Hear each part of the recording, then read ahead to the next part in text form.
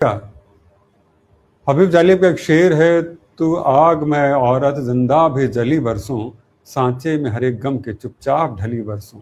ये शेर आज इस कार्यक्रम शुरुआत में हम इसलिए शुरू कर रहे हैं, कह रहा हूँ क्योंकि आज का ये जो कार्यक्रम है वो औरतों को ही समर्पित है। वो औरतें जिन्हें अक्सर सिर्फ जिस्म समझने की भूल जाती हैं कि वो घर की धड़कन होती हैं, भूल जाते हैं कि वो टूटे हुए दिलों का मरहम होती है। हम भूल जाते हैं कि वो सब कुछ संभालती है, लेकिन उसे संभालने वाला कोई भी नजर नहीं आता। नमस्कार, मैं हूं सुनील नारनोलिया। आप देख रहे हैं क्रेडेंट टीवी और मदर्स डे स्पेशल की इस बेहद खास प्रस्तुति में आपका स्वागत करता हूं। और आज का ये जो शो है ये सिर्फ एक डिस्कशन नहीं होने वाला है, बल्कि हर उस महिला के लिए आदरांजलि के तौर पर देखा जाना चाहिए जो अपने दर्द को छुपाकर दूसरों को मुस्कुराना सिखाती है। क्या एक माँ सबको हील करते करते खुद अंदर से टूट जाती है? ये जो सवाल है ये आज कहीं ना कहीं इस कार्यक्रम के परिप्रेक्ष्य में कहीं केंद्र में रहने वाला। हम जानने की कोशिश करेंगे विमेन एम्पावरमेंट की बात करने वाले देश में विमेन कितनी एम्पावर है, या फिर उस एम्पावरमेंट की ज़रूरत है भी या नहीं। क्या विमेन एम्पावरमेंट सिर्फ एक स्लोगन बन के रह गया है, या फिर सच में महिलाओं को इमोशनली हीलिंग भी उससे मिल रही है? और सबसे बड़ा सवाल, क्या कोई महिला गिल्ट के बिना खुद को प्रायोरिटी दे भी सकती है? ये सवाल इसलिए कर रहा हूं कि अक्सर महिला जब भी अपना किसी खुशी को पूरा करती है तो उसे कहीं ना कहीं गिल्ट सा होता है कि मैं ये ना करती तो मेरे बच्चों को, मेरे पति को, मेरे परिवार को ये खुशी मिल गई होती। तो आज इन गहरे सवालों के जवाब देने के लिए हमारे साथ मौजूद हैं तीन ऐसी प्रेरणादायक पर्सनैलिटीज जिन्होंने स्पिरिचुअलिटी की बात करें, साइकोलॉजी की बात करें, हीलिंग की बात करें और कॉन्शियसनेस की बात करें। इन विधाओं के जरिए हजारों लोगों की जिंदगी को बदलने का काम किया है। चलिए स्वागत करते हैं हमारे आज के अतिथि का।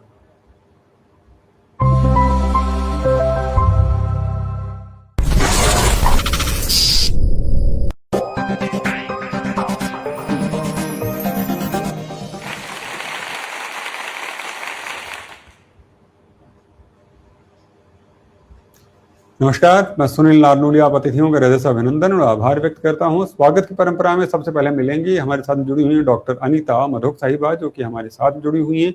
ये ग्लोबली एक्लेम्ड कोचिंग साइकोलॉजिस्ट हैं, साथ में इंटीग्रेटिव न्यूट्रिशन हेल्थ के तौर पे भी कोच के तौर पर भी काम करती हैं।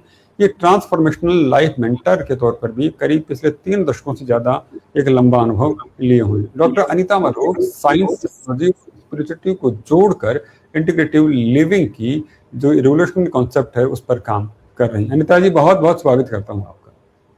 बहुत बहुत धन्यवाद। I am very happy to be here and I am very happy to be present with all of you and have a very fruitful discussion. जी धन्यवाद। और अगली अतिथि हमारे साथ जुड़ी हुई पायल शाह साहिबा। ये प्रसिद्ध हीलर हैं, लाइफ कोच हैं और क्वांटम ग्रोथ को लेकर काम कर रही हैं। ये विजनरी फाउंडर हैं पायल शाह, और 2013 से अब तक इन्होंने हजारों लोगों को कंफ्यूजन से क्लैरिटी की ओर ले जाने का काम किया है। ये पास्ट लाइफ रिग्रेशन की बात करूं, चक्र अलाइनमेंट की बात करूं और डीप इमोशनल हीलिंग के जरिए लोगों के जो रियल एनर्जी से कहते हैं उस पावर को कनेक्ट कराने में मदद कर रही है। बहुत बहुत स्वागत है पायल साहिबा। नमस्कार जी, नमस्कार, थैंक यू सो मच जी। और हमारे साथ जुड़ी हुई डॉक्टर मनीषा चौहान साहिबा, जो कि रिनाउंड क्लिनिकल हिप्नोथेरेपिस्ट हैं, एनर्जी हीलर हैं, ट्रेनर हैं, सोशल वर्कर हैं, राइटर भी हैं। डॉक्टर मनीषा चौहान जो माइंड और सोल के बीच कनेक्शंस को, बैलेंस और इमोशनल पीस की राह दिखाती हैं। तो चलिए स्वागत करते हैं हमारे साथ जुड़ी हुई डॉक्टर साहिबा का। बहुत बहुत स्वागत है आपका। धन्यवाद। हमारे तीनों अतिथि हमारे साथ जुड़ चुके हैं और आज हम एक ऐसे कन्वर्सेशन करने वाले हैं जो शायद आपकी सोच, आपकी आत्मा और जिंदगी को देखने का नजरिया भी बदल सकती है। तो पहला सवाल मैं लेना चाहूंगा हमारे साथ जुड़ी हुई डॉक्टर अनीता मधोक साहिबा से। अनीता जी, रिसर्च बताती है कि मदर्स अक्सर फैमिली की इमोशनल बैकबोन होती हैं, लेकिन अपनी हीलिंग को वह सबसे आखिरी में रखती हैं। तो इस मदर्स डे पर माताएं अपनी माइंड, बॉडी और सोल को अलाइन करके ट्रू सेल्फ हीलिंग की शुरुआत कैसे कर सकती हैं, इसके बारे में बताएं। Mothers usually keep themselves on the back burner और अब टाइम आ गया है कि अब सब बहुत जागरूकता आ रही है आजकल एंड इसलिए बहुत ज़रूरी है कि लेडीज सारी अपने खुद पे भी इंटरेस्ट रखें, क्योंकि if we take care of ourselves we can take care of our families better. I want to introduce 2 concepts हैं जिसके बारे में मैं बात करना चाहती हूँ। आपने यूज़ किया एक वर्ड सेल्फ हीलिंग। आपको पता है कि हमारी बॉडी में इतनी क्षमता है कि वी कैन हील आवरसेल्व्स। कहीं पे आपको कट होता है तो हील हो जाता है, कहीं पे आपकी बोन टूट जाती है, बस सिर्फ आपको जोड़ के रखना है तो वो अपने आप ही जुड़ जाती है। Our body and our mind has a huge capacity for self healing, लेकिन हम उसको अपने आप को हील होने नहीं देते। हम लोग दवाइयों का सहारा ले लेते हैं, हम लोग डॉक्टरों का सहारा, गलत गलत जगह पे चले जाते हैं जहाँ पे हमारा माइंड बॉडी सोल पूरा अलग हो जाता है और हम लोग सेल्फ हीलिंग नहीं कर पाते। तो my purpose in life is to heal myself first and then also to heal others. That is how I have found my purpose. मैं दूसरा कॉन्सेप्ट के बारे में बात करना चाहती हूँ और वो है, हम लोग इंटीग्रेटेड न्यूट्रिशन में बोलते हैं बायो इंडिविजुअलिटी। इसका मतलब है कि हर एक इंडिविजुअल, हर एक इंसान अपनी अपनी राह पे अलग अलग चल रहा है। Every individual is a soul on a journey and we have to travel our own journeys. कई बाधाएं आती हैं, कई सुविधाएं आती हैं, कई चीजें होती हैं, but the more we align with our soul's journey, the more we align with that, the better it is.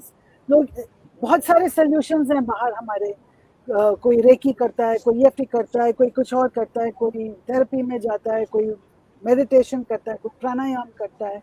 इतनी सारी थेरेपीज हैं, कोई मंत्र जापता है, इतनी सारी थेरेपीज हैं हमारे पास में, लेकिन जो मेरे लिए सही है वो सबके लिए सही नहीं है। तो हमको इतनी अवेयरनेस लानी है, इतनी जागरूकता लानी है, इतनी सेल्फ हीलिंग लानी है, ताकि जो हमारी जर्नी के लिए सही है, जो हमारी लाइफ की जर्नी के हिसाब से चले, उसी के हिसाब से चले। अगर मैं गलत जगह पहुंच जाती हूँ, मेरे लिए प्राणायाम सही नहीं है और मैं जाके कर लेती हूँ, या मेरे लिए कोई मंत्र जाप सही नहीं है, मैं जाके कर लेती हूँ, तो उसमें थोड़ी डिसोनेंस आती है, उसमें थोड़ा डिस्कनेक्ट आता है।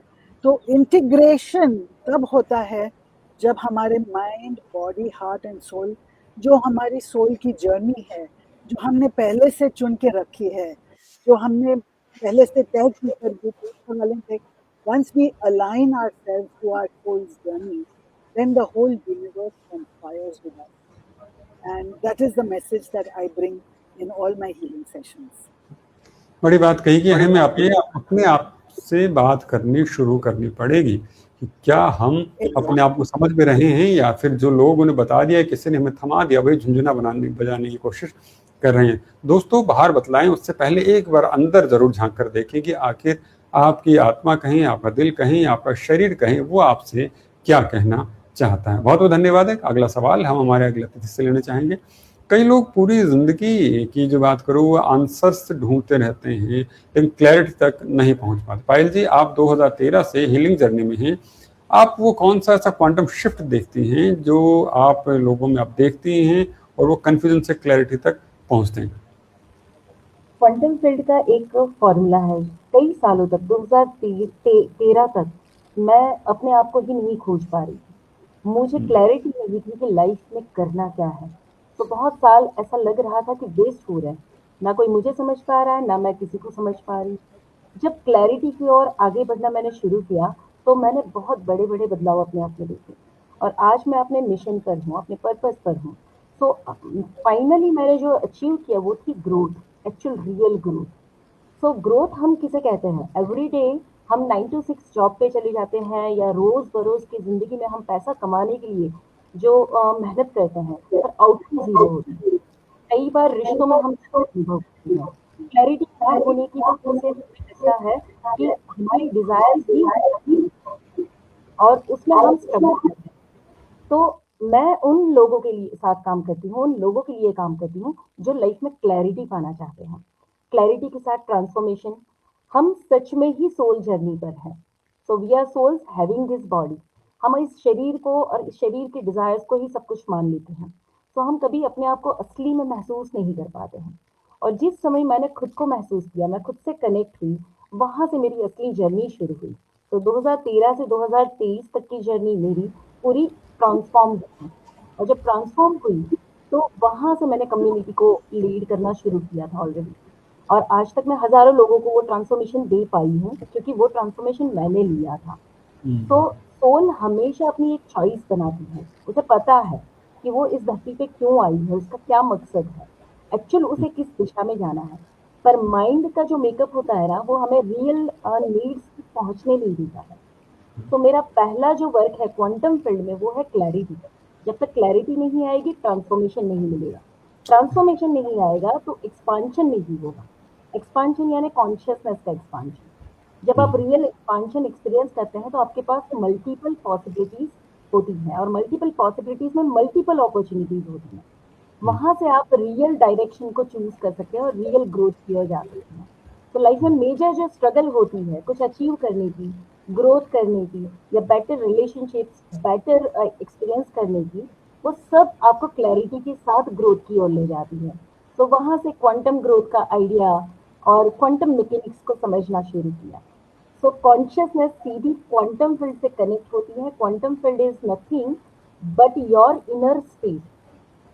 सो विज्ञान कई चीजों को नहीं बिलीव करता है, पर जैसे जैसे क्वांटम मैकेनिक्स एस्टैब्लिश हो रहा है, गॉड पार्टिकल को क्वांटम मैकेनिक्स की एक्सप्लेन कर रहा है और उसे एक्सेप्ट करता है। तो जो नैनो पार्टिकल मिला साइंस साइंटिस्ट को, तो nano particle was nothing but nothingness state, zero state, कि जहाँ पे कुछ नहीं था, और साइंस ने उसे नाम दिया गॉड पार्टिकल। गॉड जी पार्टिकल हमारे शास्त्रों में इसे शक्ति कहते हैं। आज हम जिस स्त्री शक्ति की बात करते हैं, हम सभी के अंदर वो शक्ति है। अगर उस शक्ति को एक्टिवेट कर दिया जाए, उस शक्ति के माध्यम से आप कुछ क्रिएट करना चाहो, तो आप दुनिया में बड़ी से बड़ी चीज क्रिएट कर सकते हो।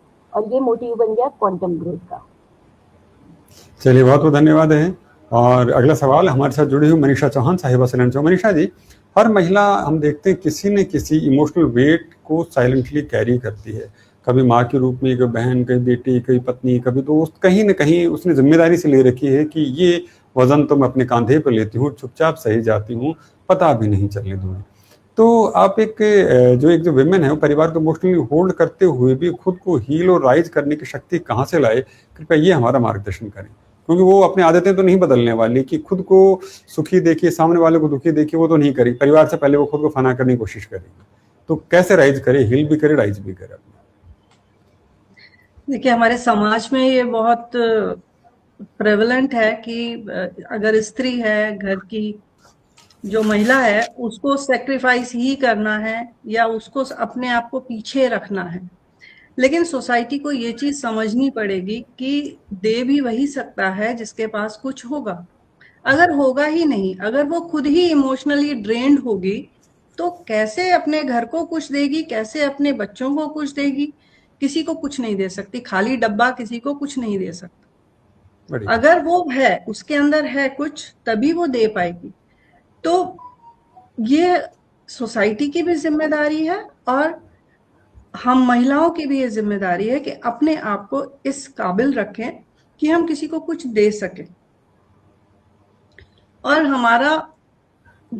हम जब समाज में रहते हुए लोगों के साथ इंटरेक्ट करते हैं, तो ज्यादातर सबकॉन्शियस माइंड से इंटरेक्ट करते हैं। कॉन्शियसली बहुत कम लोग ऐसे होते हैं जो कि कॉन्शियसली इंटरेक्ट कर रहे होते हैं। और ये जो सबकॉन्शियस माइंड होता है, ये कहाँ से आएगा? ये आपकी कंडीशनिंग होती है।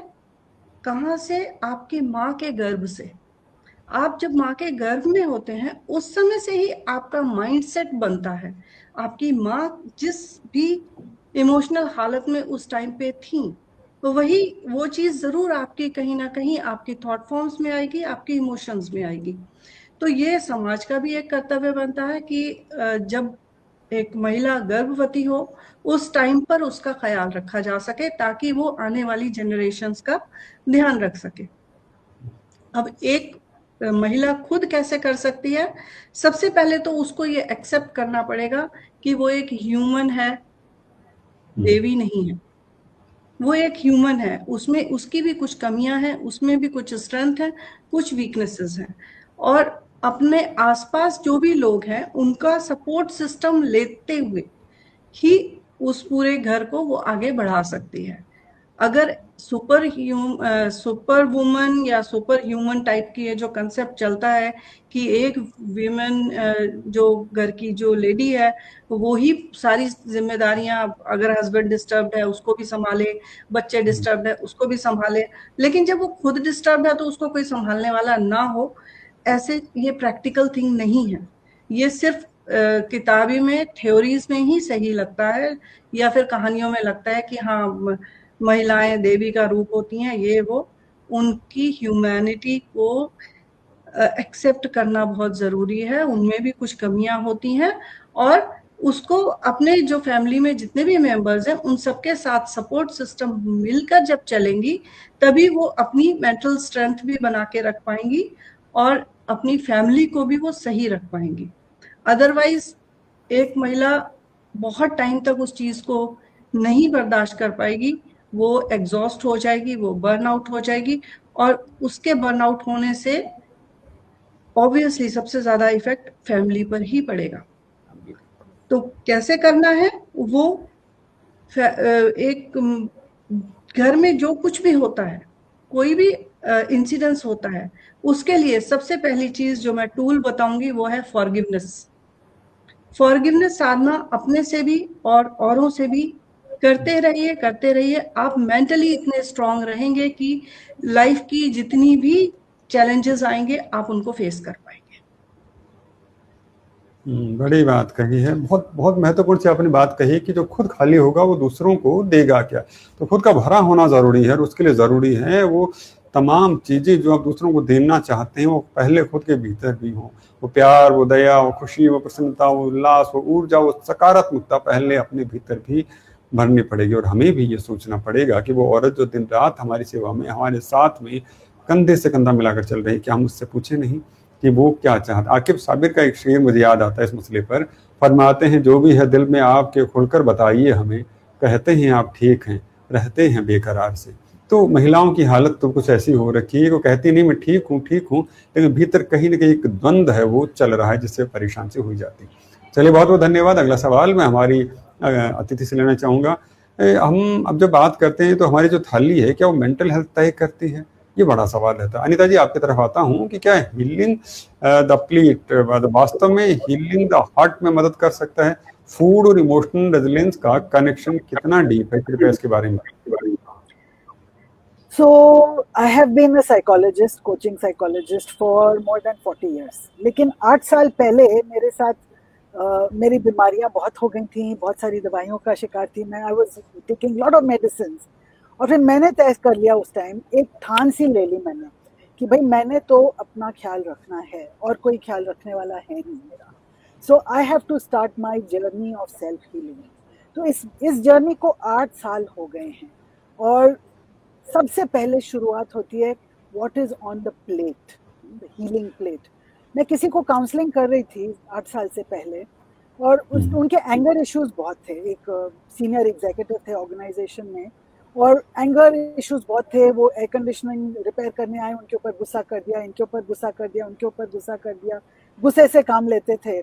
तो मैंने उनको काउंसलिंग कर करके फिर उनके साथ लंच पे गए, और लंच पे मैंने देखा जो वो खा रहे हैं, जो उन्होंने चॉइस लिया बुफे से, naturally the triggers are on the plate.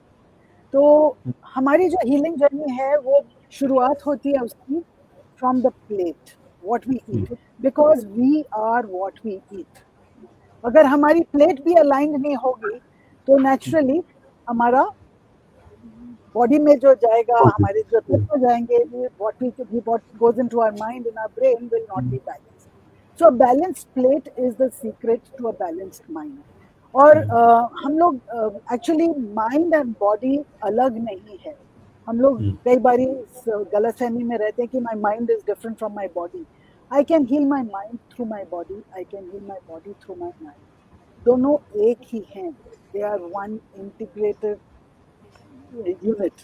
Mind, body, heart and soul is one integrative unit, and we treat them as separately. और हम लोग जब सेपरेटली ट्रीट करते हैं, जाते हैं स्पिरिचुअल जर्नी पे, लेकिन हमारा खाना नहीं बदलता। जाते हैं हम लोग इमोशनल हीलिंग के लिए कहीं पे, और हमारा खाना पीना नहीं बदलता। हम लोग खाने पे, डाइटिंग पे जोर देते हैं, खाना न्यूट्रिशियस खाते हैं, लेकिन हमारी स्पिरिचुअल सेंस ऑफ पर्पस बिल्कुल नहीं है। हम लोग सो इम्बैलेंस सा हो जाता है।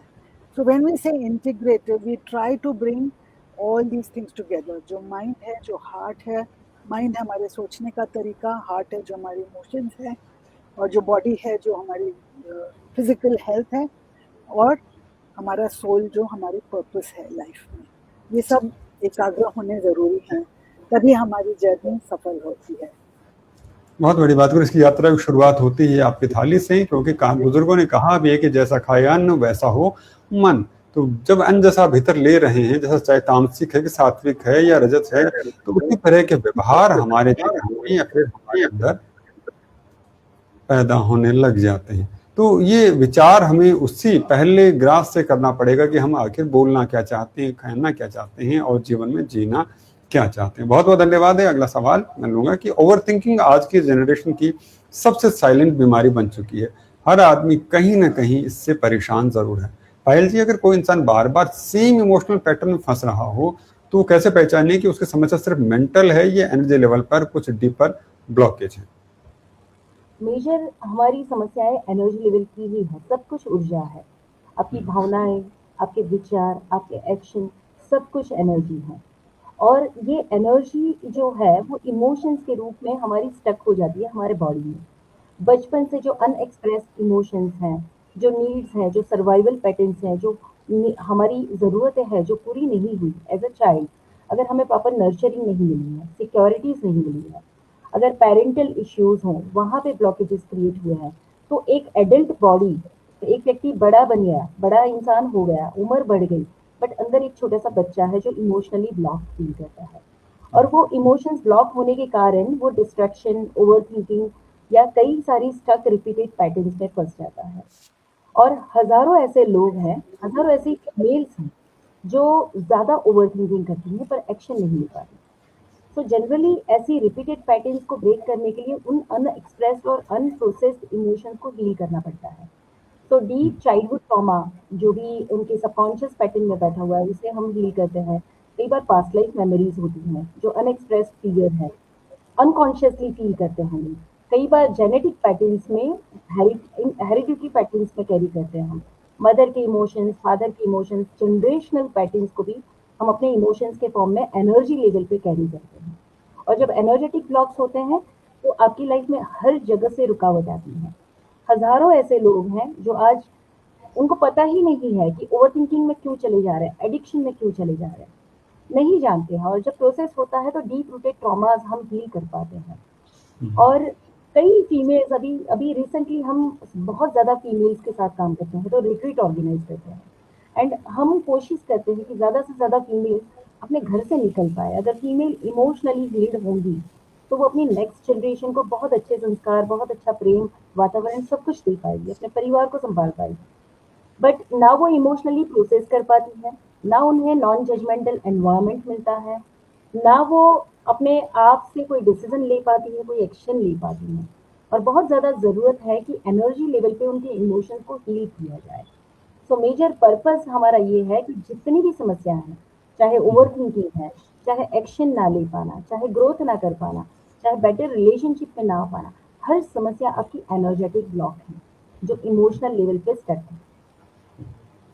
बड़ी बात की। बहुत बहुत धन्यवाद है आपका। कार्यक्रम में अगला सवाल जो मैं लेना चाहूँ हमारे अगला अतिथि से, हम सुनते हैं कि मदरहुड को सेक्रीफाइस का दूसरा नाम कहा जाता है। माँ है तो ये तो सेक्रीफाइस करेगी ही, इस तरह की बातें हम अक्सर सुनते हैं। लेकिन मेरे मन में ये सवाल आता है, क्या सेल्फ केयर कोई सेल्फिशनेस होना है? जब एक पुरुष अगर अपने आप को संभाल के रखने की कोशिश करता है तो वो सही है, लेकिन महिला जब इसी बात को करने की कोशिश की है तो कहीं ना कहीं सेल्फिशनेस वाली सी बात उसके तरफ लेकर जाने की कोशिश की जाती है। डॉक्टर मनीषा जी, आपकी तरफ आता हूँ। आप एक मदर गिल्ट, कोई भी मदर हो, गिल्ट फील किए बिना अपनी स्पिरिचुअल और मेंटल बैलेंस कैसे मेंटेन कर सकते हैं, इसके बारे में मार्गदर्शन करें कि उसे बिल्कुल पछतावा नहीं हुई, बाकी जब कर रहे हैं तो वो भी तो अपना ख्याल रख सकती है, अपने बारे में सोच सकती हैं।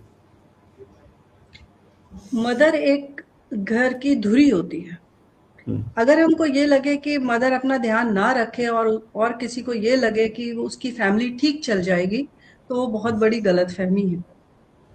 अगर मदर ठीक नहीं है तो फैमिली कभी भी ठीक नहीं चल सकती है। मदर के जो भी इश्यूज रहेंगे, चाहे वो उसको गिल्ट ट्रैप में फंसाया जाए, चाहे उसको फ्रस्ट्रेट किया जाए, चाहे उसको किसी तरीके से वायलेंट तरीके से या मेंटली उसको हैरेस किया जाए, और ये उम्मीद की जाए कि उनकी अगली जनरेशन या उनकी फैमिली का जो माहौल है वो सही रहेगा, ये बहुत बड़ी गलतफहमी है। और लेडीज या मदर्स ज्यादातर इस ट्रैप में फंस जाती हैं। अपना ध्यान रखना कि अरे कैसी माँ हो तुमको अपना ध्यान रखने की पड़ी हुई है, बच्चों का ध्यान नहीं है। लेकिन जो लोग ये बोलते हैं वो लोग ये चीज रियलाइज नहीं करते हैं कि अगर वो खुद ही ठीक नहीं होगी तो बच्चों को कैसे संभालेगी। उसका मेंटली साउंड होना जरूरी है। सही जगह पर सही डिसीजन एक स्ट्रॉन्ग मदर ही ले पाएगी और वही उसके बच्चों का फ्यूचर सिक्योर करेगी। अगर एक मदर स्ट्रॉन्ग डिसीजन नहीं ले पा रही है तो उसके बच्चों का कोई फ्यूचर नहीं हो पाएगा और हमेशा उसके बच्चे सफर करेंगे। तो अगर आपको चाहिए कि आपकी अगली जनरेशन ठीक रहे, जरूरी है कि मदर को बजाय इस गिल्ट ट्रैप में फंसाने के कि आपने अगर अपना ध्यान रखा है तो आपने गलत किया है, आप सेल्फिश हो रही हैं, नहीं। सेट बाउंड्रीज, एक लिमिट होती है। एक लिमिट के आगे आप अगर किसी के आगे करते जाएंगे काम तो आप उसको डैमेज कर रहे हैं।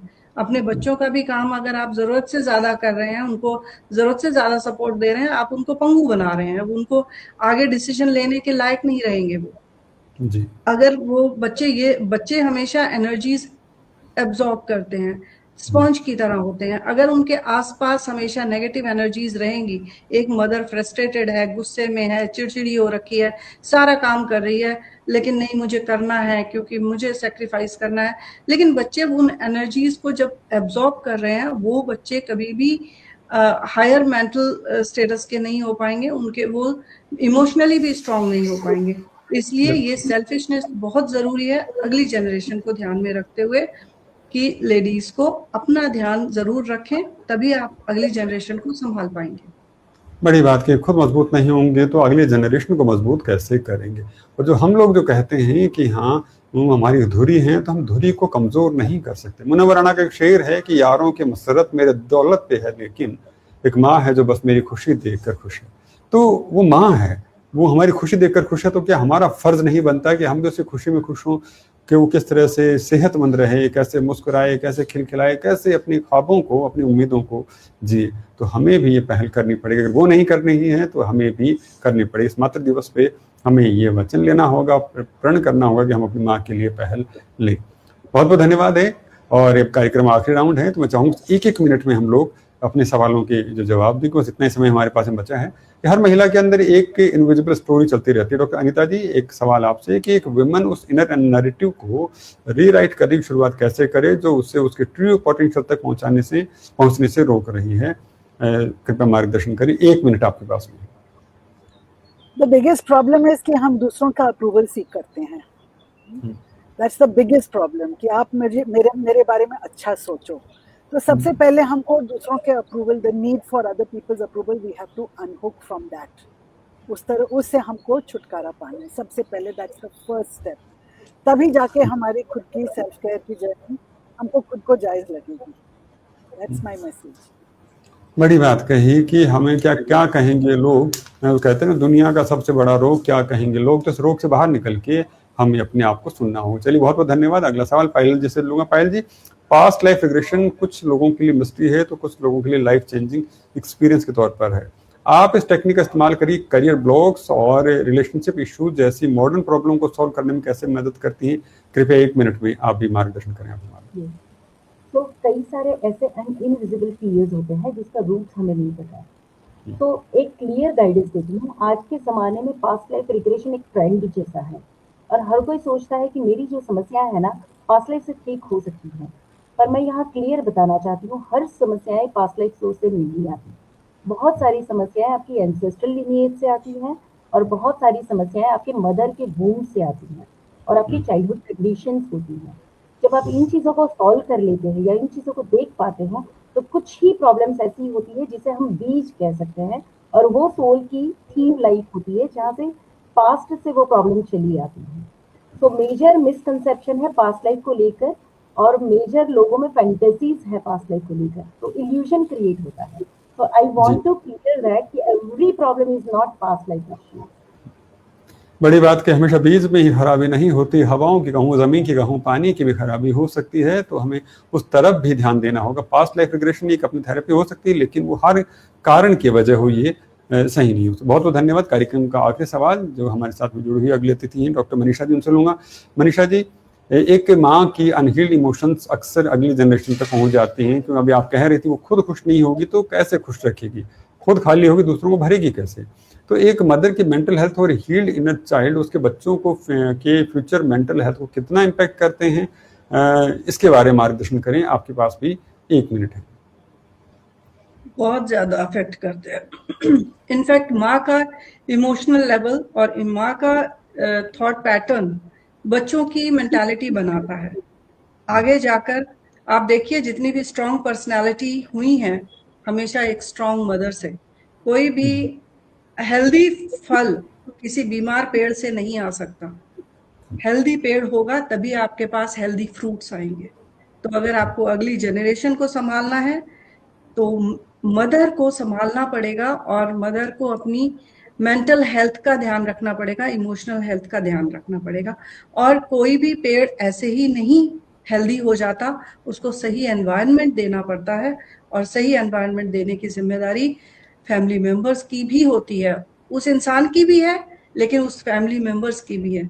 बार बार आप उसको तोड़ते रहोगे तो वो कितनी बार उठकर खड़े होने की हिम्मत जुटा पाएगी।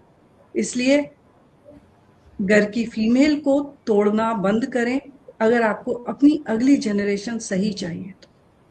बहुत बहुत अदरवाइज धन्यवाद हमको बीमार जी। बीमार मानसिकता की अगली जनरेशन मिलेगी और फिर हम दोष देंगे कि हमारी अगली जनरेशन बेकार है। हमने खुद ही ये बैकग्राउंड तैयार किया है कि हमारी अगली जनरेशन मेंटली और इमोशनली स्ट्रांग नहीं हो पाई है क्योंकि हमने मदर्स को सही एनवायरनमेंट नहीं दिया कि वो सही। उसको नर्चर कर। चलिए बहुत बहुत धन्यवाद। बहुत महत्वपूर्ण सी बात की दर्शकों, ये बात हमें माननी पड़ेगी। हमें उस सही एनवायरनमेंट देना पड़ेगा। हमें उस शख्स को जो हमारी सबसे ज़्यादा परवाह करता है उसका ख्याल रखना ही पड़ेगा, क्योंकि जिसे आपकी कद्र है उसकी कद्र अगर हम नहीं करेंगे तो फिर मुश्किल हो जाएगी। क्योंकि हमारा फ़ायदा देख के हमसे जुड़ने वाले तो बहुत मिल जाएंगे, लेकिन जो बिना किसी फ़ायदे के हमसे जुड़े वो कुछ अलग ही होती हैं और वही किरदार माँ का होता है। कहा है मुनव्वर राणा ने कि ये ऐसा कर्ज है जो मैं अदा कर ही नहीं सकता, मैं जब तक घर न लौटूं मेरी माँ सजदे में रहती है। तो माँ वो है जो आपके लिए हमेशा तैयार रहती है। तो हमें समझना होगा, हमें यह एहसास करना होगा कि माँ हमारे लिए क्या मायने रखती है।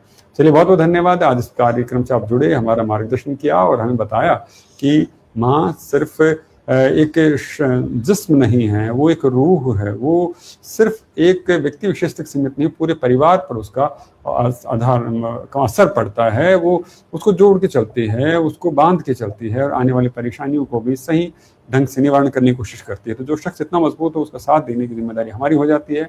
मैं आप अतिथियों का हृदय से अभिनंदन और आभार व्यक्त करता हूँ। आप इस कार्यक्रम से जुड़े, हमारा मार्गदर्शन किया। उम्मीद करूंगा उन्हें इस मंच पर मिलेंगे और किसी नए विषय पर चर्चा होगी। लेकिन आज समय सिर्फ इतनी से इजाजत देता है। अभिनंदन। दर्शकों आपका बहुत बहुत धन्यवाद। धन्यवाद।